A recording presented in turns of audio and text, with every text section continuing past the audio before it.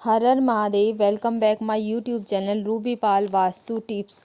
दोस्तों, आज की इस वीडियो में हम दो खास और विशेष उपाय के लिए बात करेंगे, जो कि ये उपाय आपको रविवार के दिन यानी सफला एकादशी के दिन ये खास और विशेष उपाय करने हैं। सफला एकादशी जो पड़ रही है वो रविवार के दिन पड़ रही है, और रविवार क्या है, भगवान सूर्य नारायण का दिन भी है और भगवान एकादशी पढ़ने के कारण भगवान श्री हरि विष्णु का दिन भी है। तो इस दिन क्या है, आपको भगवान श्री सूर्य देव की भी पूजा करनी है और भगवान विष्णु की भी पूजा करनी है। ठीक है, तो यदि आप भगवान सूर्य देव को इस दिन जल यानी अर्घ देते हो तो इसका आपको बहुत ही ज़्यादा लाभ मिलता है। और इस पौष मास के महीने में भगवान सूर्य की पूजा आराधना करने से आपको निरोगी काया मिलती है। और यदि गर्भवती महिलाएं ये उपाय करती है जो इस वीडियो में मैं बताने वाली है, तो उसका जो बच्चा होता है, संतान जो होती है, वो तेजस्वी होती है और उसको हर कार्य में सफलता मिलती है। तो इतना बड़ा महत्व है सफला एकादशी के दिन भगवान सूर्य को अर्घ देने का। तो यदि और आप रोग से पीड़ित है, आए दिन आपको कोई नया रोग आपके शरीर में एंटर कर जाता है, आपको कोई ना कोई रोग घेरे ही रहता है, तो आपको ज़रूर फिर ये उपाय ज़रूर करना चाहिए, जो कि ये उपाय सूर्य देव से जुड़ा हुआ है। यदि आप ये पौष मास के महीने में इस तरह से ये उपाय करते हैं तो आए दिन जो आपको नई नई बीमारियां हो जाती है वो रोग आपको पीड़ित नहीं करेंगे, आपको रोगों से छुटकारा मिलेगा। सफला एकादशी जो है वो रविवार के दिन पड़ रही है। यदि आप इस दिन ये उपाय करते हैं तो इस दिन क्या है, बहुत ही ज़्यादा शुभ योग बन रहा है, सर्व सिद्धि योग बन रहा है। तो इस शुभ योग में यदि आप ये उपाय करते हैं तो आपके जीवन के कष्ट दूर होंगे, आपके जीवन में तेज आएगा, धन संपदा की वृद्धि होगी और आपको निरोगी काया की प्राप्ति होगी। तो इतना बड़ा महत्व है भगवान सूर्य की आराधना करने से आपके जीवन का अंधकार दूर होगा। तो दोस्तों, ये थे इन उपाय को करने के फायदे, जो कि आपको ये उपाय यदि आप करते हैं तो आपको ये इतने सारे फायदे मिलने वाले हैं। तो चलिए दोस्तों, पूज्य श्री महाराज की कथा से सुनकर ये उपाय मैं आप लोगों को काफ़ी अच्छे से समझाने का पूरा प्रयास करूँगी, और ये उपाय आपको अच्छे से समझकर करना है, वीडियो को स्किप नहीं करना है। इसलिए अच्छे से ये उपाय समझ में आ सके, इसलिए वीडियो को आपको पूरा वॉच करना है। तो चलिए दोस्तों, बात करते हैं पहले उपाय की, आपको किस प्रकार करना है। ये उपाय करने के लिए आपको क्या करना है, सबसे पहले आपको एक तांबे का पात्र लेना है, यानी आपको एक तांबे का लोटा लेना है। उस तांबे के लोटे में आपको शुद्ध जल भरना है। ठीक है, जल भरने के बाद आपको क्या करना है, इसी लोटे के अंदर आपको गुड़ का एक छोटा सा टुकड़ा डाल लेना है।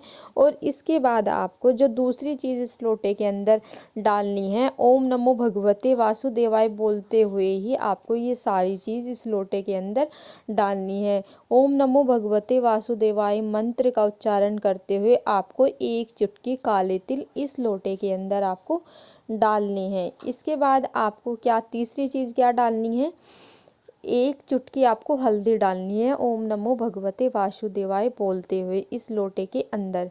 ठीक है, इस तरह से आपको ये तीनों चीज़ें इस लोटे के अंदर डाल लेनी है।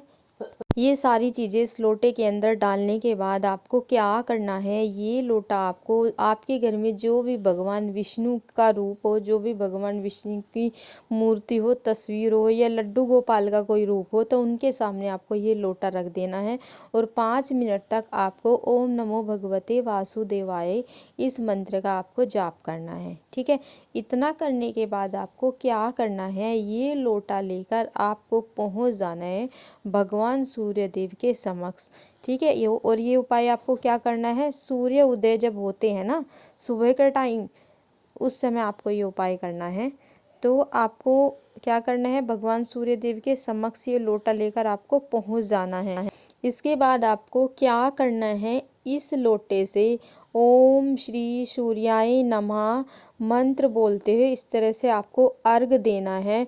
और जो भगवान सूर्य देव के 12 मंत्र होते हैं ना, उन 12 मंत्र को उच्चारण करते हुए धीरे धीरे भगवान सूर्य देव को आपको अर्घ देना है। और जो भगवान सूर्य देव सूर्य नारायण के 12 मंत्र हैं ना, वो इस वीडियो में आपको दिखाई दे रहे हैं। इन 12 मंत्र का आपको उच्चारण करना है।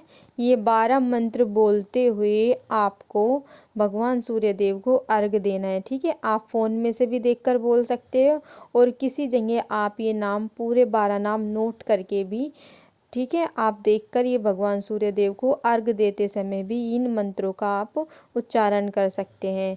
इतना करने के बाद आपको क्या करना है, भगवान सूर्य देव को अर्घ देने के बाद आपको क्या करना है, भगवान सूर्य देव की आपको 7 परिक्रमा करनी है। ठीक है, भगवान की आपको कितनी परिक्रमा करनी है, सूर्य देव की 7 परिक्रमा करनी है। इस तरह से आपको ये उपाय करना है। जो कोई भी पौष के महीने में, पौष मास के इस पवित्र महीने में भगवान सूर्य देव की इस तरह से आराधना करता है, उसके जीवन का सारा अंधकार दूर हो जाते, उसके जीवन में तेज की अज्ञान दूर हो जाता है, तेजस्वी जीवन बनता है और उसकी निरोगी काया उसको प्राप्त होती है। तो बहुत ही अचूक और सरल ये उपाय हैं। यदि आप ये उपाय कर सकते हैं तो आपको ये उपाय सभी को ज़रूर करना चाहिए। तो ये था पहला उपाय। तो चलिए दोस्तों, बात करते हैं इस वीडियो के दूसरे उपाय की। इस वीडियो का दूसरा उपाय भी बेहद खास और विशेष है। यदि आप ये उपाय करते हैं, आपके जीवन में धन की बहुत ज़्यादा कमी बनी हुई है, धन आपके पास नहीं टिक रहा है, माना आपके पास धन लक्ष्मी का स्थायी वास नहीं हो पा रहा है, बेवजह आपको खर्चों का सामना करना पड़ रहा है। मतलब आपके पास धन तो आ रहा है, लेकिन धन आने के बाद वो किसी न किसी कारण से आपके पास से चला जाता है, कोई ना कोई खर्च आ जाता है। यदि आपके जीवन में भी इस तरह की समस्या बनी हुई है तो सफला एकादशी रविवार के दिन आपको ये खास और विशेष उपाय, चावल के एक दाने से ये उपाय आपको ज़रूर करना चाहिए। बहुत ही खास और विशेष उपाय है। यदि आप ये उपाय करते हैं तो आपको इस समस्या से छुटकारा मिलेगा। तो चलिए दोस्तों, जानते हैं कि आपको ये उपाय किस प्रकार करना है। बेहद खास और विशेष ये उपाय है।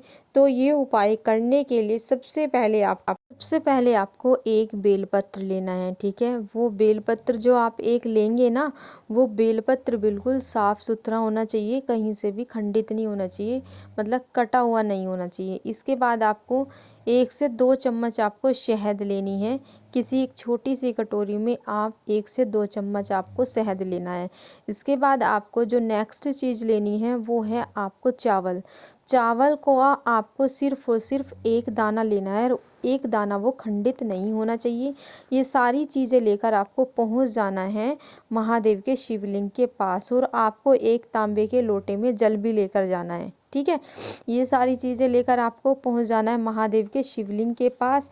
यहाँ पर आकर आपको क्या करना है, जो आपके पास बेल पत्र है ना, और उसमें जो बीच वाली पत्ती है, उस बीच वाली पत्ती पर आपको शहद अच्छे से लेपन कर लेना है। शहद का लेपन करने के बाद उसी जिस पत्ती पर आपने शहद लगाया है उसी पत्ती पर आपको चावल का एक दाना रखना है। चावल का एक दाना रखने के बाद आपको क्या करना है, श्री शिवाय नमस्तुभ्यम बोलते हुए आपको वो पत्ती क्या करना है, आपको महादेव के शिवलिंग पर समर्पित कर देनी है। जिधर आपने चावल लगाया है ना बेल के पत्र पर, उधर की साइड से ही आपको महादेव के शिवलिंग पर वो पत्ती चिपका देनी है, यानी समर्पित कर देनी है। इसके बाद आपको 1 लोटा जल, जहाँ पर आपने बेलपत्र अर्पित किया है उसी के ऊपर आपको 1 लोटा जल महादेव के शिवलिंग पर आपको समर्पित कर देनी है। और जब आप महादेव के शिवलिंग पर बेलपत्र अर्पित करेंगे ना, तो आपको इदम अक्षतम ओम नमः शिवाय ये मंत्र बोलना है। ठीक है, इस प्रकार आपको ये उपाय करना है।